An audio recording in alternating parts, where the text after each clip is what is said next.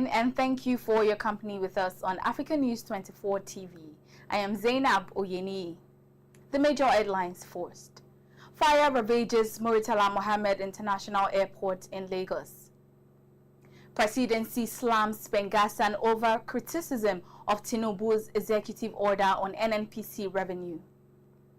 Wike cancels 485 Abuja land titles after failed verification. Now to the main news. A fire has broken out at Terminal 1, the old terminal of Murtala Muhammed International Airport in Lagos, triggering an emergency response. Emergency teams, including officials of the Federal Airport Authority of Nigeria and the Lagos State Fire Service, were immediately deployed to the scene and are working to contain the blaze. Thick smoke and visible flames were seen rising from a section of the terminal, reportedly undergoing renovation, forcing the evacuation of passengers, airline staff, and airport workers from nearby areas. While the full extent of the damage is yet to be determined, authorities say response efforts are ongoing and the situation is under close monitoring. At the seat of power, where the presidency has defended President Bola Tinubu's executive order directing the Nigerian National Petroleum Company Limited to remit oil revenues to the Federation account, dismissing criticisms from PENGASSAN. PENGASSAN President Festus Osifo had argued that the order conflicts with the Petroleum Industry Act and could weaken NNPC's independence. But presidential advisor Bayo Nonuga insisted the directive is constitutional and aimed at improving transparency and government revenue. Still in Abuja, the Federal Capital Territory Administration has cancelled 485 land titles after the failed verification checks, authorities say. The directive was issued by the Minister of the Federal Capital Territory, Nyesom Wike, who said the move is meant to curb fraud and restore integrity in land administration in Abuja. FCT officials said the title were invalidated after verification revealed discrepancies in documentation and potential breaches of land allocation rules. Wike warned that anyone found to have benefited from the cancelled titles would face sanctions and urged residents to follow proper procedures when acquiring land. In security, the Kaduna State Police Command says it has scored significant successes against banditry and illegal arms, neutralizing several suspects and recovering over 30 firearms across the state. Intelligence-led operations targeted hideouts in Kajuru, Tafa, Igabi, and Karu LGAs, resulting in arrests and seizures of weapons, ammunition, and drugs. In a separate operation, the anti-kidnapping unit arrested Adamu Aminu of Jaji Town and Abubakar Hassan of Plateau State for illegal arms fabrication and supply, uncovering multiple rifles and pistols. Meanwhile, youth in Barkin-Ladi local government area of Plateau State today blocked the highway to Jos to protest the killings of community members by gunmen on Sunday.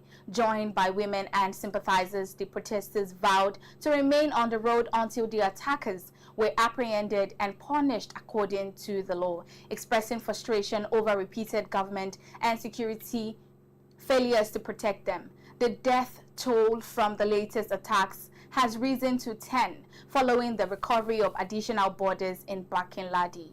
Victims were rushed to nearby hospitals for treatment.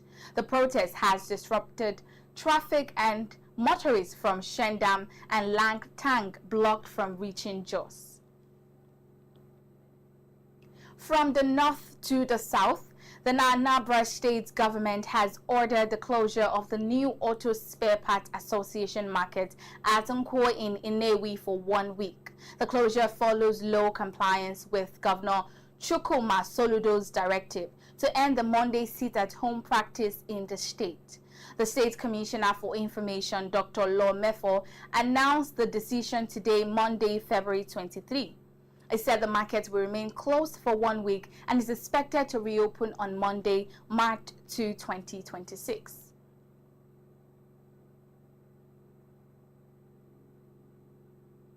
Let's go on a quick break now. When we return, we will tell you where the truck of grains the Nigerian custom intercepted were headed. That's on business. Stay with us.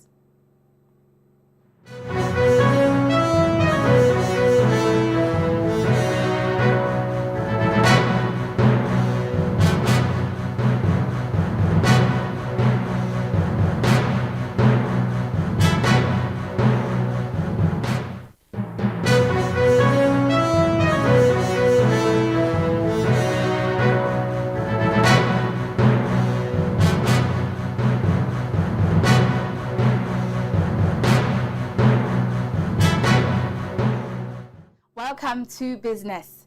The Nigeria Customs Service Unit intercepted 2 trucks carrying beans, millet, and maize to Niger Republic, adding to recent grain seizures in Sokoto, Zamfara, and Kano. The trucks were stopped around 1 p.m. by the Kebbi, Kangiwa, Agugu, Natsina team, about 1,300 hours. The team carried out the seizure of 2 trucks loaded with maize, millet, and beans heading to Niger Republic and conveyed them to the customs house in Kebbi. In response to the rising incidents, Kaduna closed borders within its jurisdiction and deployed additional officers to curb cross-border movement of goods. Mansour urged officers to strictly comply with directives to prevent breaches as Nigeria faces a deepening economic crisis and nationwide protests. Despite the hardship, the Nigeria Customs Service seized 15 trucks of grains in Sokoto on Sunday, 50 in Zamfara on Monday, and 4 in Kano on Sunday amid rising insecurity, high living costs, food shortages, and unemployment are part of factors jeopardizing source of income in Nigeria. Also in business news, the Nigeria Sovereign Investment Authority and the Japan International Cooperation Agency have launched a $50 million Impact Innovation Fund to support early-stage startups in agriculture, health, energy, and education, aiming to boost and reinforce Nigeria's entrepreneurial ecosystem. The $50 million fund will provide patient capital to precede and early-stage startups tackling key social issues in agriculture, healthcare, education, energy, waste, and water management. The Minister of Budget and National Planning, Senator Abubakar Bagudu, praised the initiative, highlighting the federal government's commitment to fostering impactful partnerships. The fund will equip early-stage ventures and high-impact sectors with the capital and guidance needed to address Nigeria's key challenges. On the foreign scene, Mexico president has called for calm after violent clashes erupted in several regions following reports of the death of notorious cartel leader known as El Mencho. Authorities say the unrest broke out as rival criminal groups and loyalists reacted to the development, leading to road blockages, arson attacks, and confrontations with security forces. Security agencies have been deployed to restore order in affected areas, with the government urging citizens to remain indoors and avoid spreading unverified information. Officials warned that criminal elements may attempt to exploit the situation to incite further instability, while investigations continue into the circumstances surrounding the cartel leader's reported death. The United States Trade Representatives has insisted that President Donald Trump's tariff policy hasn't changed, despite a Supreme Court ruling striking down the legal basis used to impose many of these levies.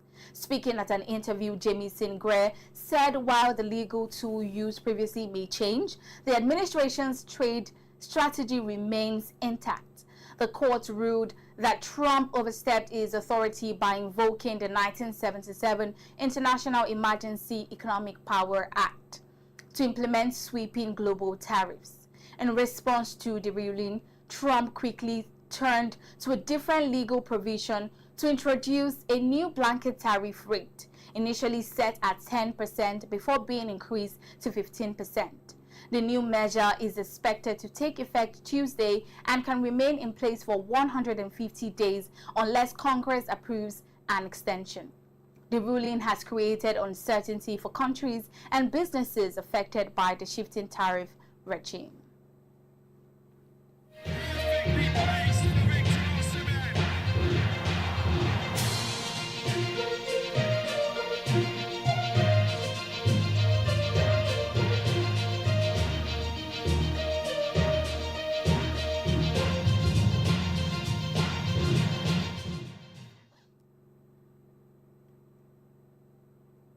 Welcome to sport.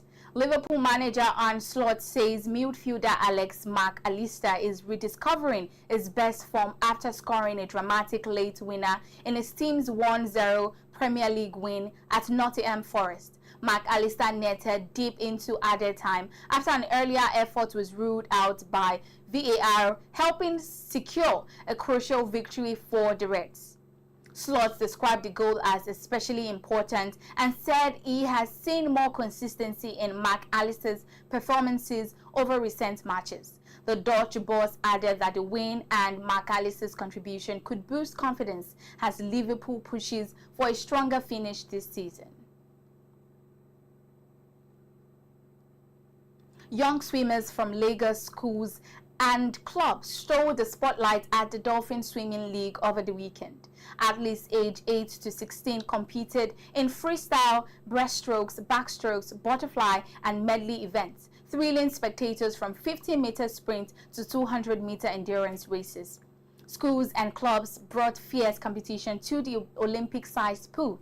Travi Nunayan of the Lagos State Sports Commission described the league as a key step in youth sports development, giving swimmers the exposure and confidence to succeed nationally and internationally.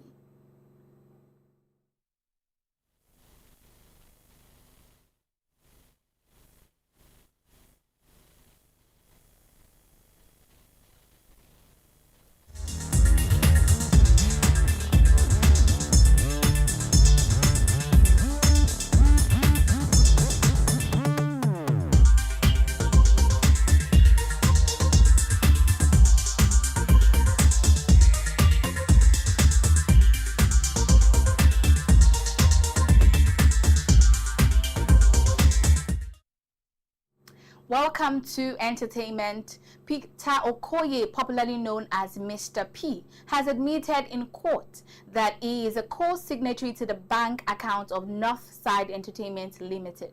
Okoye made a disclosure before Justice Rahman Oshodi at the Lagos State High Court in Ikeja during the ongoing trial of his elder brother Jude Okoye, who is being prosecuted by the Economic and Financial Crimes Commission over alleged $1 million fraud. Under cross-examination, Peter acknowledged that although Jude initially operated the company's EcoBank account alone, he and his twin brother Paul Okoye were later added as authorized signatories. He, however, told the court that despite being listed on the account mandate, he never personally signed checks or carried out transactions on behalf of the company. Still in entertainment, Nollywood legend Richard Mofe-Damijo is set to reprise his role in the highly anticipated sequel, The Black Book, Old Scores. The film's producer says RMD's involvement brings gravitas and continuity to the franchise. Joining the production team is Emmy Awards-winning producer Nicky Winstock, known for his work on major international projects. Winstock's addition is expected to boost the film's global production value and widen its audience reach.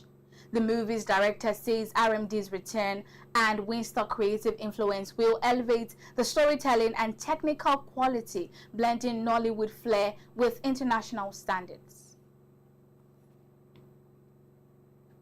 That will be all for now. You can follow us for more updates on these stories and others on our website at africanews24.ng. You can as well follow us on all our social media platforms to stay informed and ahead. I'm ZAINAB OYENI. Good evening.